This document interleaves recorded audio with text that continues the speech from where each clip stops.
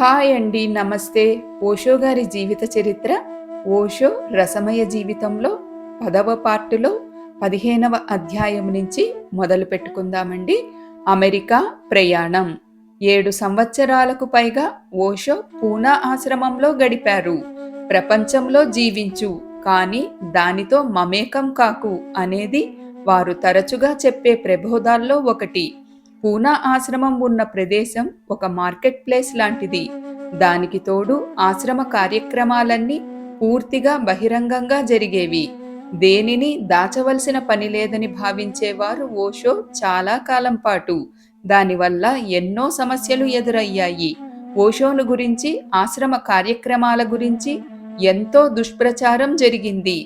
కార్యక్రమ ఉద్దేశాలను అవగాహన చేసుకునే ప్రయత్నం చెయ్యకుండా వాటిని వక్రీకరించడం ఎక్కువయ్యింది. నానాటికి పెరుగుతున్న విదేశీ సందర్శకులను, ముఖ్యంగా విదేశీ వనితలను హెరాస్ చేయడం అధికమయ్యింది. ప్రభుత్వం కూడా ఆశ్రమ కార్యక్రమాలపైన ఆంక్షలు విధించింది. కొత్త నిర్మాణాలకు అనుమతి నిరాకరించడం, ఆశ్రమాన్ని సందర్శించదలిచిన విదేశీ టూరిస్టులకు వీసాలు నిరాకరించటం, ఆశ్రమ కార్యక్రమాలపై నిఘా వేసి ఉంచటం లాంటివి ఈ ఆంక్షల్లో కొన్ని. బాహ్య సంఘటనలు ఓషోను ఎంతమాత్రమూ ప్రభావితం చెయ్యజాలవన్నది నిజం.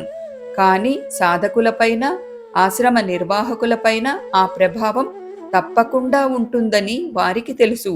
అందుకే మరింత సువిశాల ప్రాంగణంలో, ప్రజల చూపులకు, ప్రభుత్వ నిఘాలకు అందని ఏకాంత ప్రదేశంలో కొత్త ఆశ్రమాన్ని స్థాపించి తన పనిని కొనసాగించడం మంచిదన్న ఆలోచన క్రమేణా వారిలో బలపడుతూ వచ్చింది.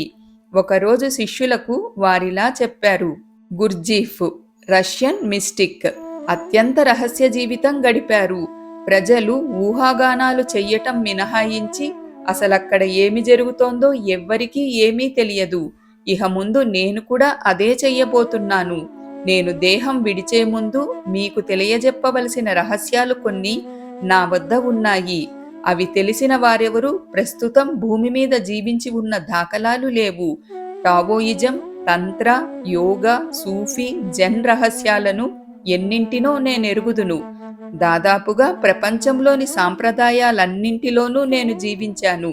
అనేక జన్మలుగా వాటిల్లో నేను విహరించాను. అనేక సుమాల నుంచి నేనెంతో మకరందాన్ని సేకరించాను. కాస్త ముందు వెనుకగా ఈ భూమి నుంచి నేను నిష్క్రమించక తప్పదు.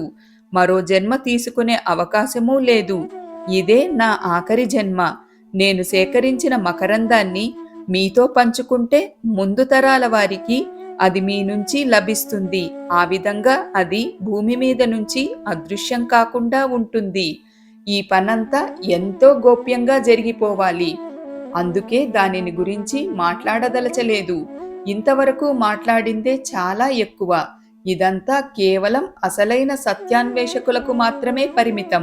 1981 ఏప్రిల్ 10న ఓషో ఒక సందేశంలో తన పని చివరి దశకు చేరిందని, ఇహ ముందు ఏమి చెప్పదలిచినా మౌనాన్నే ఆశ్రయిస్తానని ప్రకటించారు. ఈ దశలో ఓషో ఆరోగ్యం కాస్తంతా క్షీణించింది. చక్కెర వ్యాధితో పాటు కొంతకాలంగా వారు కొన్ని ఎలర్జీలతో బాధపడుతున్నారు. చాలా రకాల వాసనలు వారికి ఉబ్బస వ్యాధి కారకాలవుతున్నాయి. ఇంకా ప్రొలాప్స్డ్ డిస్క్ కారణంగా నడుము నొప్పి తీవ్రత క్రమేపీ పెరుగుతూ వచ్చింది. ఈ సమస్య పరిష్కారానికి ఏదో ఒక దశలో సర్జరీ అవసరం కావచ్చునని డాక్టర్లు అభిప్రాయపడ్డారు. పూనా ఆశ్రమంలో ఓషోకు సహాయ కార్యదర్శిగా పనిచేసిన మా ఆనందశీల అవసరమైతే ఓషోకు అమెరికాలో శస్త్రచికిత్స చేయించేందుకు ఏర్పాట్లు చేయించింది. 1981 జూన్ 1న పూనా ఆశ్రమవాసులంతా ముకిళిత హస్తాలతో, చెక్కిళ్లపై జాలువారే కన్నీటితో రోడ్డుకు 2 ప్రక్కలా నిలబడి ఓషోకు వీడ్కోలు చెప్పారు. Osho personal physician Devaraj, care taker Vivek వెంటరాగా మెర్సిడెస్ కారులో ముంబై విమానాశ్రయానికి బయలుదేరారు. శిష్యులందరి మనస్సులోనూ ఉన్నది ఒక్కటే ఆలోచన. ఓషో తిరిగి పూనా ఆశ్రమానికి ఎప్పటికి వస్తారు? అసలు వస్తారా? సుమారు 20 మంది శిష్యులతో కలిసి ఓషో పాన్ ఆమ్ ఫ్లైట్లో అమెరికా ప్రయాణమయ్యారు. తన సెక్రటరీ లక్ష్మిని పూనా ఆశ్రమంలోనే ఉండి విశ్రాంతి తీసుకోవలసిందిగా సూచించారు ఓషో. ఆమె స్థానంలో షీలా ఓషో సెక్రటరీగా వ్యవహరించసాగింది. షీలా గుజరాత్ ప్రాంతానికి చెందిన భారతీయ వనిత. కానీ ఆమె ఒక అమెరికన్ను వివాహమాడటంతో ఆమెకు కూడా అమెరికా పౌరసత్వం లభించింది. మరునాడు తన అనుచరులతో న్యూయార్క్ మహానగరం చేరారు ఓషో. అక్కడి నుంచి న్యూజెర్సీ కారులో బయలుదేరారు. రోడ్డంతా నిర్మానుష్యంగా ఉంది. దారి పొడుగునా భవంతులు, బారులు తీరిన కార్లు మినహా మానవ సంచారమే లేదు. జనసమ్మర్దంతో జీవం ఉట్టిపడే ఇండియాలోని రోడ్లకు ఇవి పూర్తిగా వ్యతిరేకం. దేవదారు వృక్షాల మధ్య చిన్న కొండపై ఉన్న ఏకాంత భవనంలో ఓషోకు వారి అనుచర వర్గానికి తాత్కాలిక వసతి ఏర్పాటు చేయబడింది. ఒకరోజు షీలా తన భర్త జయానంద్తో కలిసి నల్లటి రోల్స్ రాయిసీ కారులో వచ్చింది. అమెరికాలో ఓషో కొరకు కొనబడ్డ 93 రోల్స్ రాయిసీ కార్లలో అది మొట్టమొదటిది.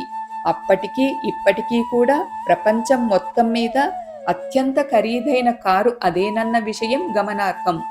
ఓషో వివేక్తో కూడి భవనం బయటికి వచ్చి కొద్దిసేపు కారును పరిశీలించి స్టీరింగ్ ముందు కూర్చున్నారు. శరవేగంతో కారును నడుపుచున్న ఓషోను అందరూ సంభ్రమాశ్చర్యాలతో చూడసాగారు. ఓషోతో పాటు కారులో ఉన్న వివేక్ ప్రాణాలు అరచేతిలో పెట్టుకుని కూర్చుంది. 20 సంవత్సరాలుగా ఓషో స్వయంగా కారు నడపటం మానుకున్నారు. పైపెచ్చు ఇండియాలో లెఫ్ట్ హ్యాండ్ డ్రైవ్ కాగా అమెరికాలో రైట్ హ్యాండ్ డ్రైవ్. వాటితో పాటు అంతకు ముందెప్పుడూ పరిచయం లేని కారు. మరింత వేగంగా నడపగలగటం ఆ క్షణంలో జీవించే ఓషో లాంటి వారికి మాత్రమే సాధ్యమేమో. అమెరికాలో ఉన్నంతకాలం ఓషో నిత్యకృత్యాల్లో కార్లో షికారు తప్పనిసరిగా ఉండేది. ప్రతిరోజు ఓషో వివేక్తో పాటు మరో 2 శిష్యులను కారులో షికారుకు ఆహ్వానించేవారు. వేగంగా కారు నడపటం ఓషోకు చాలా ఇష్టం. వారు కారు నడిపినంతసేపు అందులో కూర్చున్న వారంతా ఏ క్షణంలో ఏమి జరుగుతుందోనని ఎంతగానో భయపడిపోయేవారు. వారంతా భయం విడిచి రిలాక్స్ కాకుంటే తాను కారు నడపటం పూర్తిగా మానివేస్తానని హెచ్చరించేవారు ఓషో. ఓషోకు వంట చేసి పెట్టే 60 ఏళ్ల నిర్గుణ్ అనే శిష్యురాలు మాత్రం ఒక తుఫాను రాత్రి వేళ ఓషో నడిపిన కారులో ప్రయాణం తన జీవితంలో అత్యంత ఉల్లాసభరితమైనదని చెప్పింది. దానికి స్పందిస్తూ ఓషో అంతవరకు తనతో కలిసి కారులో ప్రయాణించిన వారందరిలోనూ కేవలం నిర్గుణ్ మాత్రమే వర్తమానంలో జీవించడం ఎలాగో తెలుసుకోగలిగింది అని సందేశం పంపారు. ఓషో తన 20 మంది శిష్యగణంతో ఆ క్యాజిల్లో 3 నెలలు గడిపారు. పూనా ఆశ్రమంతో పోల్చుకుంటే వారికి ఇక్కడున్న సౌకర్యాలు చాలా తక్కువ. ఉన్నదానితో సరిపుచ్చుకోవటమే కాని తన ఇబ్బందులకు విధినో వేరొకరినో బాధ్యులు చేయటం ఓషో జీవితంలో ఎక్కడా కనిపించదు. ఇంతలో అనామకురాలైన ఒక క్రైస్తవ మతోన్మత్తురాలు జర్మనీ నుంచి వచ్చి ఓషోను గురించి రకరకాల వదంతులు పట్టణమంతా ప్రచారం చేసింది. దాంతో కొందరు దుండుగులు రాత్రివేళల్లో వచ్చి గోబ్యాక్ నినాదాలు గోడల నిండా రాయటం, రాళ్లు రువ్వి కిటికీ అద్దాలు పగలగొట్టడం, పెద్దగా శబ్దాలు చేసే కాగితపు బాంబులు భవనంపైకి విసిరి లోన ఉన్న వారిని భయభ్రాంతులను చేయటం ప్రారంభించారు. ఇక అక్కడ ఎంతో కాలం ఉండటం సాధ్యం కాదని అందరికీ అర్థమైపోయింది. అదే సమయంలో అమెరికాలో ఆశ్రమ స్థాపనకై తగిన ప్రదేశాన్ని అన్వేషిస్తున్న ఓషో సెక్రటరీ షీలా ఓరేగాన్ ప్రాంతంలో 64,000 ఎకరాల ఎడారి భూమిని కొనుగోలు చేసిన వార్తను మోసుకొచ్చింది. దానికి సంబంధించిన పత్రాలపైన చనిపోయిన తన మొదటి భర్త జన్మదినం రోజున సంతకాలు చేసినట్లు ఆర్భాటంగా ప్రకటించింది షీలా. ఆ ప్రాంతాన్ని బిగ్ మడ్డీ రాంచ్ అని వ్యవహరిస్తారు. దానిని మనం పెద్ద బురద పశు క్షేత్రం అని తెలుగులో అనువదించుకోవచ్చు. ఆ ఎడారిలోయ ప్రాంతానికి ముందు భాగంలో జాండే నది, ఇరువైపులా కొండలు వాటికి దూరంగా విసిరేసినట్లు ఓరేగాన్ కంట్రీ నివాస ప్రదేశాలున్నాయి. ఆ ప్రాంతాన్ని ఒకప్పుడు పశువుల క్షేత్రంగా ఉపయోగించేవారు. పశువులకు తగినంత మేత కూడా లభించకపోవటంతో 50 సంవత్సరాలుగా అది నిరుపయోగంగా పడి ఉంది. అక్కడొక చిన్న ఫామ్ హౌస్, 2-3 షెడ్లు మాత్రమే ఉన్నాయి. ఆ ప్రదేశానికి చేరాలంటే స్టీపుగా ఉండే మట్టి రోడ్డు మీద ప్రయాణించాలి. దానికి దగ్గరలోని పట్నం 20 మైళ్ళ దూరంలో ఉన్న అంటెలోప్. ఏవి కొనుగోలు చెయ్యాలన్నా అక్కడకు పోవలసిందే. 1981 ఆగస్టు చివరలో ఓషో తన శిష్యగణంతో కలిసి నివసించేందుకు ముందుగా నిర్మాణమైన గృహాలను ట్రైలర్లపైన తీసుకుపోయి అక్కడ అమర్చారు. అవి పూర్తిగా ప్లాస్టిక్తో చేయబడ్డ గృహాలు. పొరపాటున అగ్ని ప్రమాదం జరిగితే క్షణాల్లో బూడిదవుతాయి. ఆగస్టు 29న శిష్య సమేతంగా అక్కడకు చేరారు. ఓషోకు ప్రత్యేకంగా ఒక గృహం కేటాయించారు. అందులో ఒక సిట్టింగ్ రూము, బెడ్రూము మరియు బాత్రూములున్నాయి. వర్షం పడినప్పుడు సిట్టింగ్ రూము పైకప్పు నుంచి నీరు కారేది. ముఖ్య అనుచరులకు 3-4 కలిపి ఒక గృహం కేటాయించారు. ఎక్కువ మంది నివాసం డేరాలలోనే. ఎలాంటి చెట్టు చేమ లేకుండా బోసిగా ఉన్న అలాంటి ప్రదేశంలో జీవించటం తన జీవితంలో అదే ప్రథమం అని చెప్పారు ఓషో. చలికాలం, ఎముకలు కొరికే చలి, మంచు కురిసే రాత్రిళ్ళు, ఎడారిలో బిడారాలు. మొదట్లో ఇది అక్కడి పరిస్థితి. ఓరెగాన్కు తమ ప్రస్థానాన్ని గురించి శిష్యులను ఉద్దేశించి ఓషో ఇలా చెప్పారు: బుద్ధుడు పొరపాట్లు చేశాడు, మహావీరుడు పొరపాట్లు చేశాడు.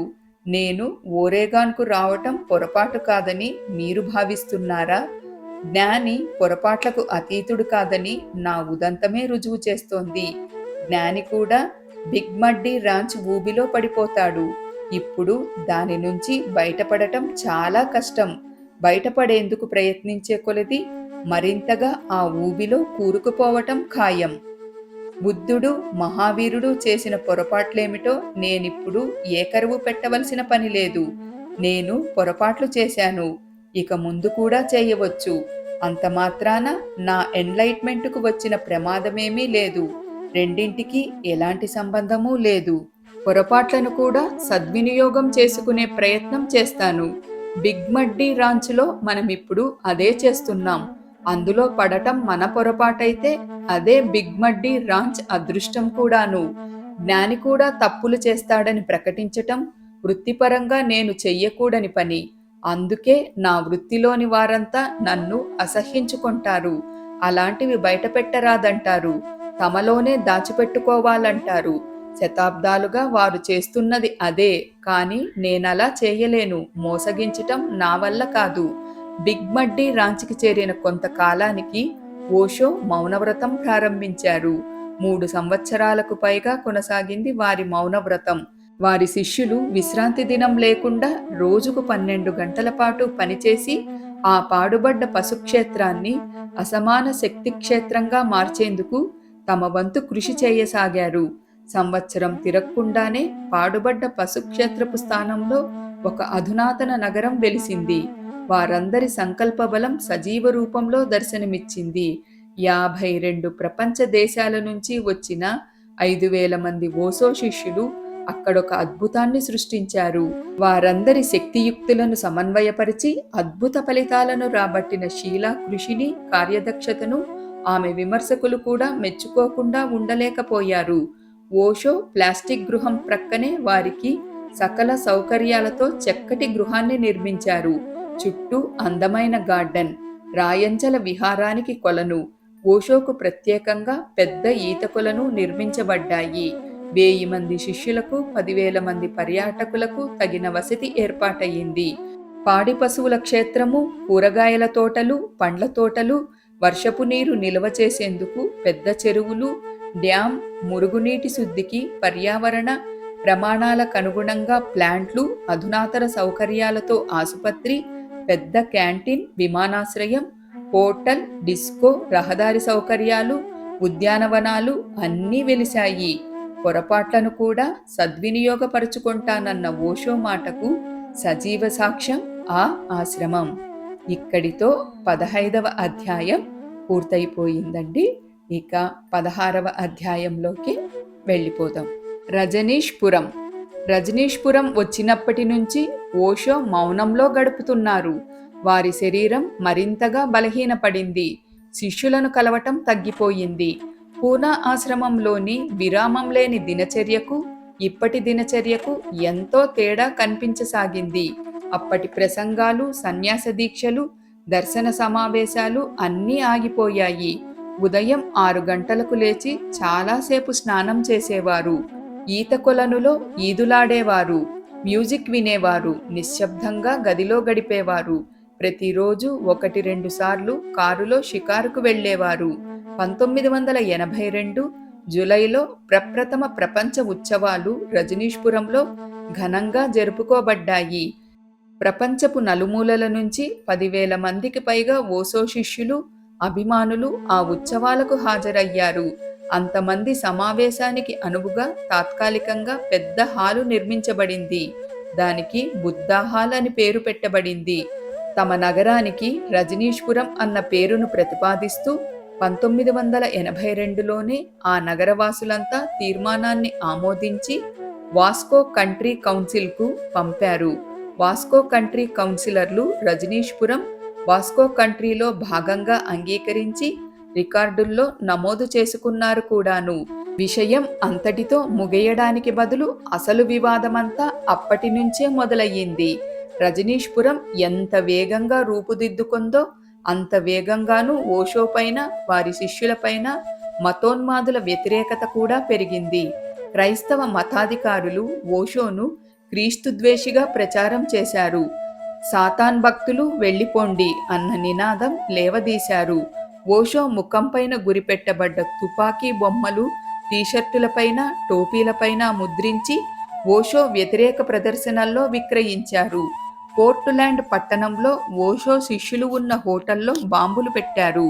ఓరెగాన్ గవర్నర్ ప్రజల వ్యతిరేకత దృష్ట్యా ఓషో వెళ్లిపోవటం మంచిదని ప్రకటించాడు. రజనీష్పురం వాస్కో కంట్రీలో భాగంగా గుర్తించటం చెల్లదని, భూమి వినియోగ నిబంధనలు అతిక్రమించబడ్డాయని కోర్టుల్లో కేసులు పెట్టబడ్డాయి. బయట ఈ గందరగోళం జరుగుతున్న సమయంలో ఓషో మౌనంలో గడుపుతున్నారు. వారి శిష్యులేమో బురద పశు క్షేత్రాన్ని స్వయం సమృద్ధి గల నవీన నగరంగా మలిచే పనిలో తలమునకలై ఉన్నారు. బాహ్య సమస్యలతో పాటు రజనీష్పురంలో అంతర్గత సమస్యలు కూడా క్రమంగా అధికం కాసాగాయి. మౌనం పాటిస్తున్న ఓషోకు, వారి శిష్యులకు సంబంధాలు బాగా తగ్గిపోవటంతో షీలా ఆ అవకాశాన్ని తనకు అనుకూలంగా మార్చుకోసాగింది. రజనీష్పురాన్ని గురించి విమర్శలు, నిరసనలు, కోర్టులో కేసులు అధికం కావటంతో వార్తాపత్రికలు, టెలివిజన్ లాంటి ప్రచార సాధనాల ఆసక్తి పెరిగింది. షీలాతో ఇంటర్వ్యూలు పెరిగాయి. ఆశ్రమ వ్యవహారాలన్నింటిపైన తానే సర్వస్వం అన్నట్లు వ్యవహరించసాగింది. కొత్తగా వచ్చే శిష్యులకు ఓషోతో పరిచయం లభించకపోగా వారి దర్శనం కూడా దుర్లభమైంది. అలాంటి వారందరికీ షీలానే సర్వస్వమైంది. ఓషో కేర్ టేకర్ వివేక్ మాత్రం షీలాను విశ్వసించేది కాదు. ఆమె అనుమతి లేకుండా షీలా కూడా ఓషోను కలిసేందుకు వీల్లేదు. అందుకు ప్రతిగా అన్నట్లు ఓషో గృహానికి చుట్టూ 10 అడుగుల ఎత్తున ఫెన్సింగ్ వేయించి దానికి విద్యుత్ కల్పించింది షీలా. వీరిరువురి మధ్య ఆధిపత్యపు పోరు కొనసాగిన ఎవరూ ఓషోకు మాత్రం చెప్పేవారు కాదు. ఆశ్రమవాసులందరికీ ఎయిడ్స్ పరీక్ష. 1983 ఏప్రిల్లో తన పర్సనల్ ఫిజీషియన్ సూచన మేరకు ఆశ్రమవాసులందరికీ ఓషో ఒక సందేశం పంపారు. ప్రపంచమంతటా ఎయిడ్స్ వ్యాధి త్వరితగతిన వ్యాపిస్తోందని, వెంటనే నిరోధక చర్యలు తీసుకొనకుంటే ప్రపంచ జనాభాలో 2/3 వంతులు ఆ వ్యాధి బారిన పడి మరణించే ప్రమాదమున్నట్లు తనకు సమాచారం అందిందని తన సందేశంలో తెలిపారు ఓషో. ఆ భయంకర వ్యాధి బారిన పడకుండా అందరూ కండోమ్స్ వాడటం లాంటి జాగ్రత్తలు తీసుకోవాలని, ముందుగా అందరూ ఎయిడ్స్ పరీక్ష చేయించుకోవాలని సూచించారు. అమెరికా పత్రికలు, టీవీలు ఓషో సూచనను ఒక జోకుగా కొట్టిపారేశాయి. వ్యంగ్యోక్తులు ప్రచరించటము, ప్రసారం చెయ్యటము కొంతకాలం కొనసాగింది. ఆనాడు నవ్వుల పాలైన విషయం నేడెంత ప్రాముఖ్యతను సంతరించుకున్నది అందరికీ తెలుసు. ఓషో సూచన మేరకు సందర్శకులతో సహా ఆశ్రమవాసులంతా ఎయిడ్స్ పరీక్ష చేయించుకున్నారు. 5,000 మందిలో కేవలం 2 మాత్రం వ్యాధి సోకినట్లు నిర్ధారించబడింది. ఆ ఇరువురికి అన్ని సౌకర్యాలతో పునరావాసం ఏర్పాటు చేశారు. ఓషో స్వయంగా నడుపుతూ ప్రతిరోజు కారులో షికారుకు వెళ్ళేవారు. రోడ్డు పొడుగునా బారులు తీరిన శిష్యగణంతో వారికి అభివాదం చేసేవారు. ఒకనాటి సాయంత్రం కొందరు ఇటాలియన్ శిష్యులు మామూలుగా చెప్పే నమస్తేకు బదులు మ్యూజిక్తో ఓషోకు స్వాగతం చెప్పారు. ఓషో కారు ఆపి కొద్దిసేపు వారితో గడిపారు. దాంతో మరో వారానికల్లా రోడ్డు పొడుగున శిష్యులు గుంపులుగా చేరి వాద్య సంగీతాలతోనూ నాట్యాలతోనూ ఓషోకు స్వాగతం చెప్పనారంభించారు. 2 సంవత్సరాల పాటు మండుటెండలను, మంచు కురిసే చలిని లెక్క చేయకుండా అనేక దేశాల వాయిద్యాలు వాయిస్తూ నాట్యం చేస్తూ తమ ప్రేమను, ఆనందాన్ని వ్యక్తపరిచేవారు. బారులు తీరిన శిష్యగణం ముగిసే వరకు ఓషో తన కారును సాధ్యమైనంత నెమ్మదిగా నడిపేవారు. అప్పుడప్పుడు కొన్ని గ్రూపుల వద్ద కారాపి కొద్దిసేపు వారితో గడిపేవారు. శిష్యులందరినీ దాటి ముందుకు పోయేందుకు ఒక్కొక్కసారి 2 గంటలు పట్టేది. తన శిష్యులంతా ఆనందంగా గడపాలన్నదే ఓషో ఆకాంక్ష. రజనీష్పురంలో ఉన్నప్పుడు 93 రోల్స్ రాయిసీ కార్లు ఉండేవి. పత్రికలు, టీవీ ఓషోను రోల్స్ రాయిసీ గురువుగా అభివర్ణించేవి. ఓషో ప్రబోధించే ధ్యానాన్ని గురించి అవెప్పుడూ ప్రస్తావించిన పాపాన పోలేదు. కానీ వారి రోల్స్ రాయిసీ కార్లను గురించి మాత్రం ఎన్ని కథనాలో! అనుకూల విషయాల కన్నా ప్రతికూల విషయాలకే ఎక్కువ ప్రాచుర్యం లభిస్తూ ఉంటుంది. పూనా ఆశ్రమంలో ఉండగా ఆశ్రమ విస్తరణకు కావలసిన ధనం కొరకు ఓషో సెక్రటరీ లక్ష్మి బ్యాంకుల చుట్టూ తిరిగినా ప్రయోజనం లేకపోయిందట. అప్పుడు ఇండియాలో లభ్యమయ్యే అత్యంత ఖరీదైన కారును కొనమని సూచించారట ఓషో. మారు మాట్లాడకుండా మెర్సిడెస్ కారును కొనుగోలు చేసిందామా. ఆ తరువాత బ్యాంకులు పోటీపడి అప్పిచ్చేందుకు ముందుకొచ్చాయట. ఈ సందర్భంలో ఓషో మరో సంఘటనను కూడా వివరించారు. 20 సంవత్సరాల పాటు ఇండియా అంతటా తిరిగి ధ్యాన ప్రచారానికి ఓషో ఎంతో కృషి చేశారు. వారిని గురించి కానీ, వారి ప్రబోధాన్ని గురించి కానీ ఇండియాలో అత్యధిక సర్క్యులేషన్ గల టైమ్స్ ఆఫ్ ఇండియా పత్రిక ఒక్కనాడు కూడా ఎలాంటి వార్తను ప్రచురించలేదు. కానీ ఇంపోర్టెడ్ మెర్సిడెస్ కారు కొనుగోలు వార్తను మాత్రం ప్రముఖంగా ప్రచురించిందట. ఇప్పుడు రోల్స్ రాయిసీల విషయంలోనూ అదే జరిగింది. వీటిని గురించి ఓషో ఇలా వ్యాఖ్యానించారు. ప్రపంచం మొత్తం మీద అమెరికన్లు తాము అత్యంత సంపన్నులమనుకుంటారు. 93 రోల్స్ రాయిసీ కార్లను కొని వారి గర్వాన్ని పటాపంచలు చేశాను. ఆఖరుకు అమెరికా అధ్యక్షుడు కూడా అసూయపడేలా చేశాను. నాకు 93 రోల్స్ రాయిసీ కార్లు అవసరం లేదు. అది కేవలం ప్రాక్టికల్ జోక్ మాత్రమే. ఆధ్యాత్మికతకు రోల్స్ రాయిసీ కార్లెందుకని పలువురు ప్రశ్నించారు. ఇది కేవలం అసూయతో చేసే వాదం. తమాషా ఏమిటంటే నేను అమెరికా వదిలి వెళ్లే సమయంలో వాస్కో కంట్రీ క్రైస్తవ మతాధికారి నుంచి నాకొక లేఖ వచ్చింది. మీరెలాగూ స్వదేశానికి వెళ్ళిపోతున్నారు కదా, కనీసం ఒక్క రోల్స్ రాయిసీ కారునైనా మా చర్చికి విరాళంగా ఇవ్వండి అన్నది ఆ లేఖార్థం. అంతర సంపదను స్వంతం చేసుకోగలిగిన జ్ఞాని బాహ్య సంపదలను ఎంత సులభంగా పొందగలడో ఓషో ఉదంతం ప్రత్యక్ష సాక్ష్యంగా నిలుస్తుంది. కానీ ఆ సంపదను తాను స్వంతం చేసుకొనేందుకు కాదు. నేను చేసిన ప్రతి పని ఉద్దేశ్యపూర్వకంగా చేసిందే. మీకు తెలియకుండా మీలో దాగిన అసూయ, ద్వేషం లాంటి వాటిని బయటకు తెచ్చేందుకు అవన్నీ ఉపకరణాలు మాత్రమే అంటారు ఓషో తన శిష్యులను ఉద్దేశించి. ఇది ఇలా ఉండగా మరోవైపు ఆశ్రమం పైన తన ఆధిపత్యాన్ని పెంచుకునేందుకు షీలా చెయ్యని ప్రయత్నమంటూ లేదు. ప్రతి అవకాశాన్ని తనకు అనుకూలంగా మలుచుకునేందుకు ప్రయత్నించసాగింది. ఓషో సమక్షంలో జీవించాలన్న శిష్యుల ఆకాంక్షే కేవలం సంవత్సర కాలంలో 5,000 జనాభాతో ఆ ఎడారి ప్రాంతంలో అత్యాధునిక నగరం ఆవిర్భవించేలా చేసింది.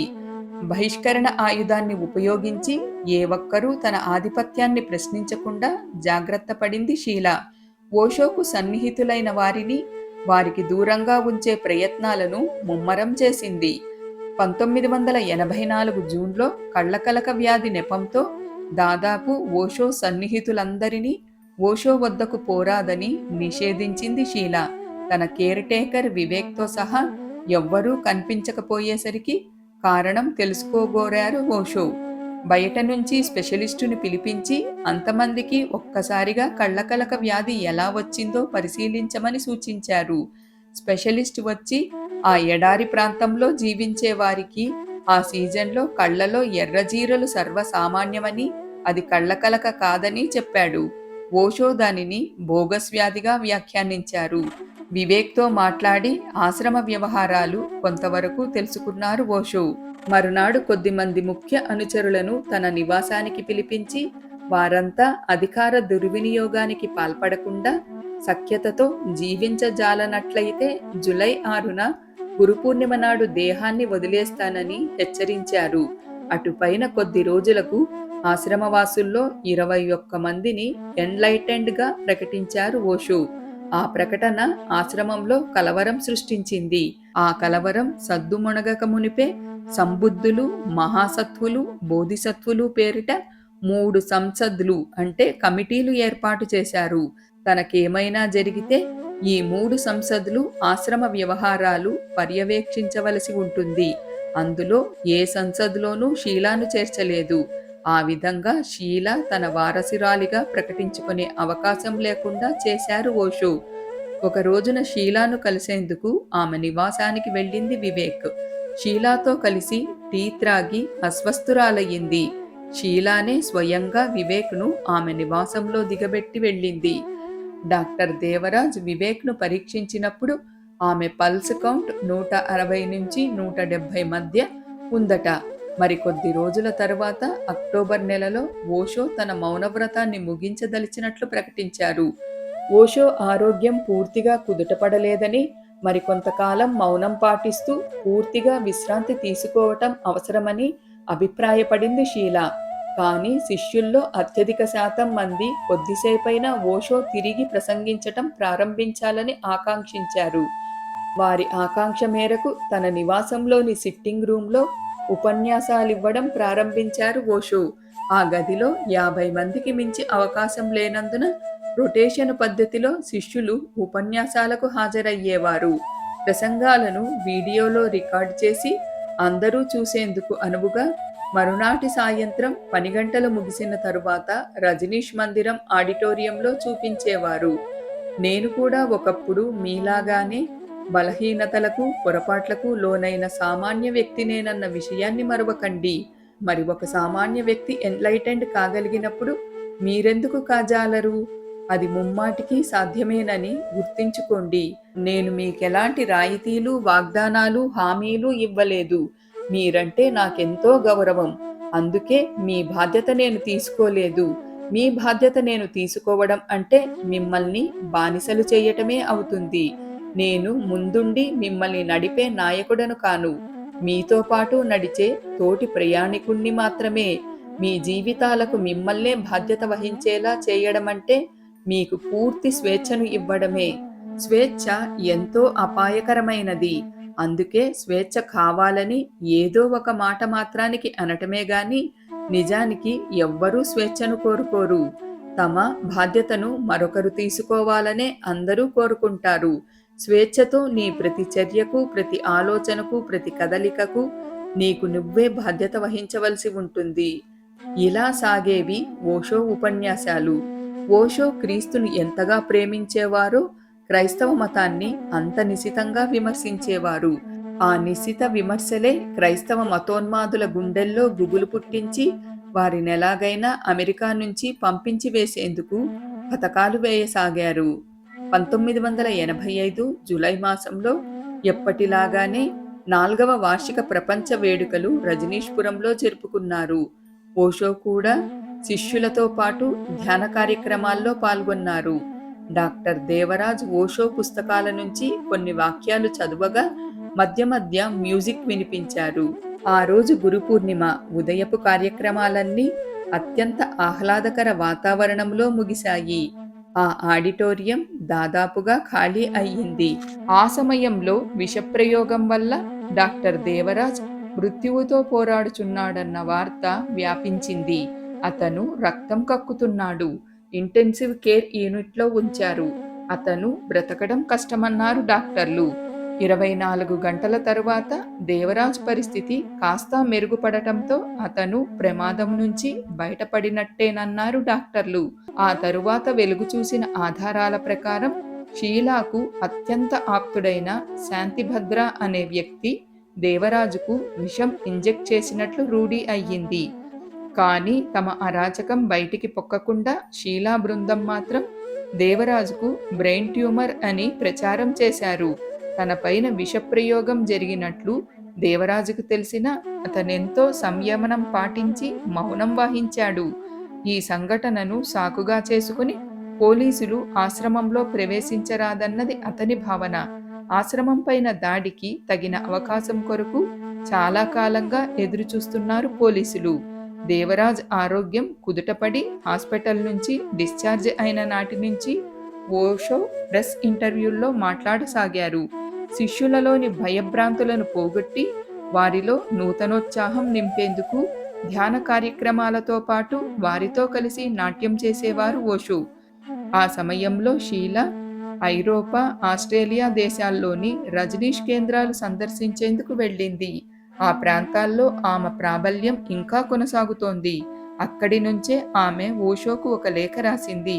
ఈ మధ్యకాలంలో రజనీష్పురం సందర్శనం తనలో ఉద్వేగాన్ని కలిగించటం లేదన్నది ఆ లేఖ సారాంశం.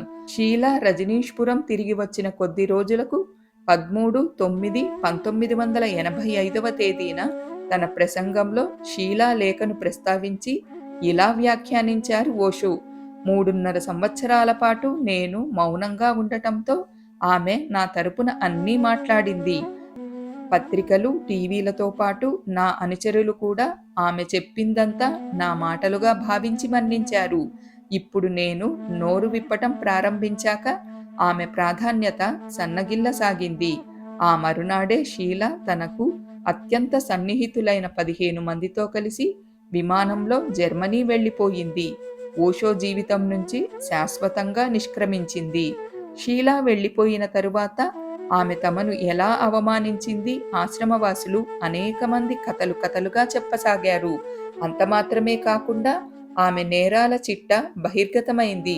ఓషో పర్సనల్ ఫిజిషియన్ దేవరాజు పైన, కేర్ టేకర్ వివేక్ పైన హత్యా ప్రయత్నాలతో పాటు తనను వ్యతిరేకించే వారి ఫోన్లు ట్యాప్ చేయడం, ఓషో నివాసాన్ని బగ్ చేయడం, దగ్గరలోని పట్టణపు త్రాగునీటిలో విషం కలిపేందుకు పథకం వేయడం కూడా బహిర్గతమయ్యాయి.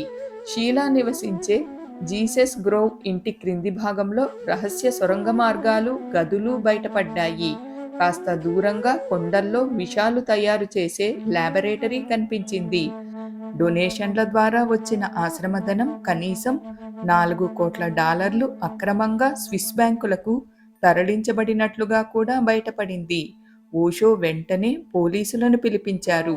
పోలీసులతో పాటు అనేక మంది మీడియా ప్రతినిధులు కూడా వారాల తరబడి రజనీష్పురంలో ఉండి పరిశోధనలు కొనసాగించారు. ఓషోను ఇంటర్వ్యూ చేశారు. మీరు ఎన్లైటెండ్ కదా, మీకు తెలియకుండా ఇవన్నీ ఎలా జరిగాయి అని ప్రశ్నించాడు ఒక విలేకరి. ఎన్లైటెండ్ అంటే నన్ను నేను తెలుసుకోవటం, నా గది బగ్ చేయబడిందని తెలుసుకోవటం నా ఎన్లైట్మెంట్లో భాగం కాదు అన్నారు ఓషో.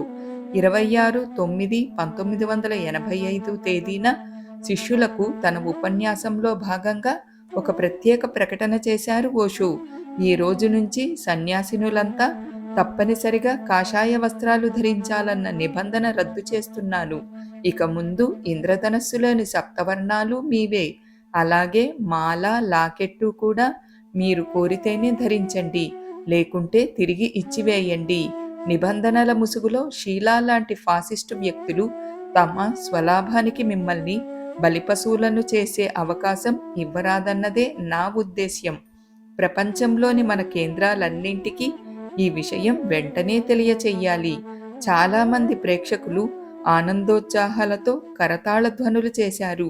కొందరు అప్పటికప్పుడే తమకిష్టమైన రంగు దుస్తులు కొనేందుకు వెళ్లారు.